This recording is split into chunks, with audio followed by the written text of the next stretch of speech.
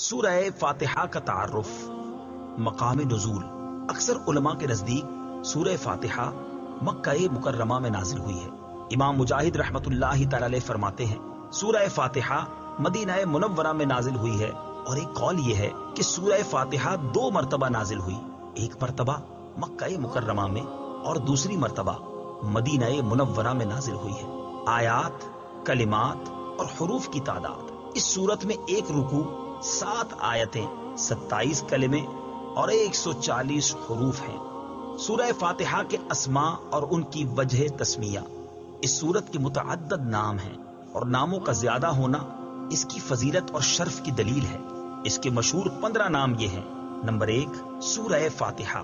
سورہ فاتحہ سے قرآن پاک کی تلاوت شروع کی جاتی ہے، اور اسی سورت سے قرآن پاک لکھنے کی ابتدا کی جاتی ہے، اس لیے اسے فاتحۃ الکتاب یعنی کتاب کی ابتدا کرنے والی کہتے ہیں۔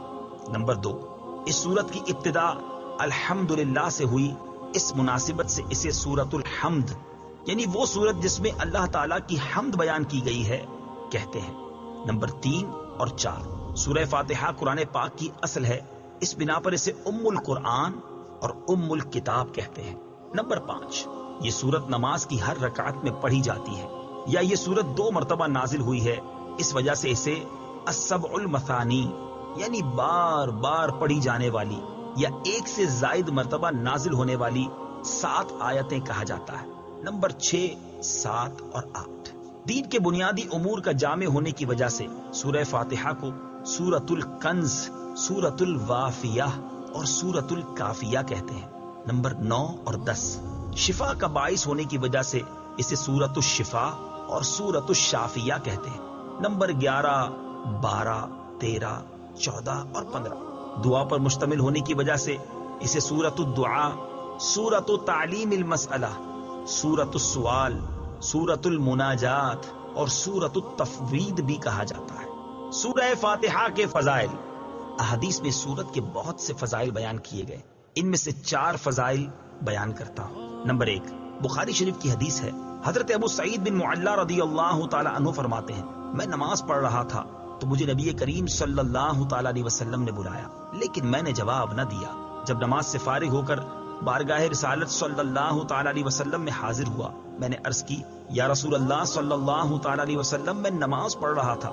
تاجدار رسالت صلی اللہ تعالی علیہ وسلم نے ارشاد فرمایا، کیا اللہ تعالیٰ نے یہ نہیں فرمایا، استجیبوا للہ وللرسول اذا دعاکم، اللہ اور اس کے رسول کی بارگاہ میں حاضر ہو جاؤ جب وہ تمہیں بلائیں۔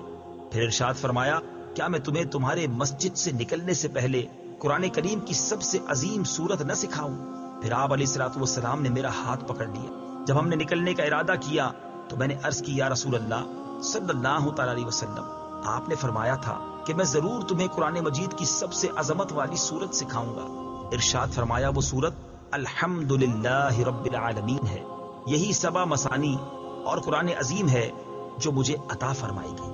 نمبر 2، مسلم شریف کی حدیث ہے، حضرت عبداللہ ابن عباس رضی اللہ تعالی عنہما فرماتے ہیں، ایک فرشتہ آسمان سے نازل ہوا اور اس نے سید المرسلین صلی اللہ تعالی علیہ وسلم کی بارگاہ میں سلام پیش کر کے عرض کی، یا رسول اللہ صلی اللہ تعالی علیہ وسلم، آپ کو ان 2 نوروں کی بشارت ہو جو آپ کے علاوہ اور کسی نبی کو عطا نہیں کیے گئے، اور وہ 2 نور یہ ہیں، نمبر 1 سورہ فاتحہ، نمبر 2 سورہ بقرہ کی آخری آیتیں۔ نمبر 3، حضرت ابی بن کعب رضی اللہ تعالی عنہ سے روایت ہے، حضور پر نور صلی اللہ تعالی علیہ وسلم نے ارشاد فرمایا، اللہ تعالیٰ نے تورات اور انجیل میں ام القرآن کی مثل کوئی سورت نازل نہیں فرمائی۔ نمبر 4، حضرت عبد الملک بن عمیر رضی اللہ تعالی عنہ سے روایت ہے، نبی کریم صلی اللہ تعالی علیہ وسلم نے ارشاد فرمایا، سورہ فاتحہ ہر مرض کے لیے شفا ہے۔